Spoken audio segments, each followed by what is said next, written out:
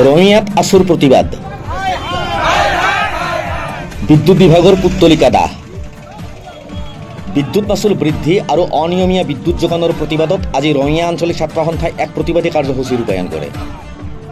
ছাত্র সন্থার প্রতিবাদকারীসকলে বৃহস্পতিবারে দিনের 11:30 বজাত রঙিয়া হাইওয়ে চকত উপস্থিত হয়ে রাজ্যের শক্তি বিভাগের পুত্তলিকা দাহ করে। সদৌ অসম ছাত্ৰ সন্থাই অনুষ্ঠিত কৰা প্ৰতিকৃতি দাহ কাৰ্যসূচীত ৰঙিয়া আঞ্চলিক ছাত্ৰ সন্থাৰ বিষয়ববীয়াসকলৰ লগতে কামৰূপ জিলা ছাত্ৰ সন্থাৰ সভাপতি তৌফিকৰ ৰহমান উপস্থিত থাকি ৰাজ্যৰ শক্তি বিভাগৰ লগতে শক্তি মন্ত্ৰীক তীব্ৰ ভাষাৰে সমালোচনা কৰে। অসম চৰকাৰৰ এই বিদ্যুৎ বিভাগটোৱে সৰ্বসাধাৰণ ৰাইজক এনেকুৱাকৈ জ্বলাকলা খুৱাইছে।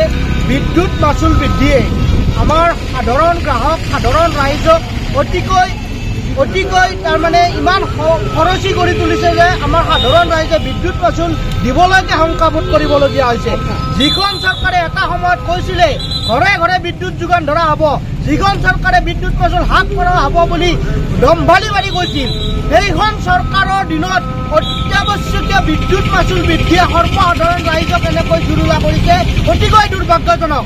আমি অসম চৰকাৰ তথা অনিয়মীয়া এই বিদ্যুৎ যোগান অনিয়মীয়া বিদ্যুৎ যোগানো সৰ্বসাধাৰণ ৰাইজক অতিকৈ কৰি তুলিছে। বিদ্যুৎ বিভাগটো ইমানেই ব্যৰ্থ বিভাগ, এটা অসমৰ এটা ব্যৰ্থ বিভাগ, অসম চৰকাৰৰ এটা ব্যৰ্থ বিভাগ।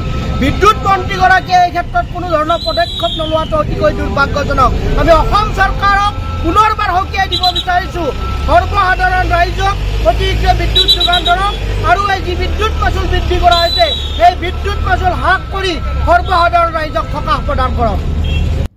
ৰঙিয়াৰ পৰা দীনেশ আগৰৱালাৰ ৰিপৰ্ট, দ্য নিউজিলেণ্ডছ। দ্য নিউজিলেণ্ডছ অবিৰত তথ্যানুসন্ধান, আপোনাৰ সেৱাত খবৰ সন্ধান। দ্য নিউজিলেণ্ডছ।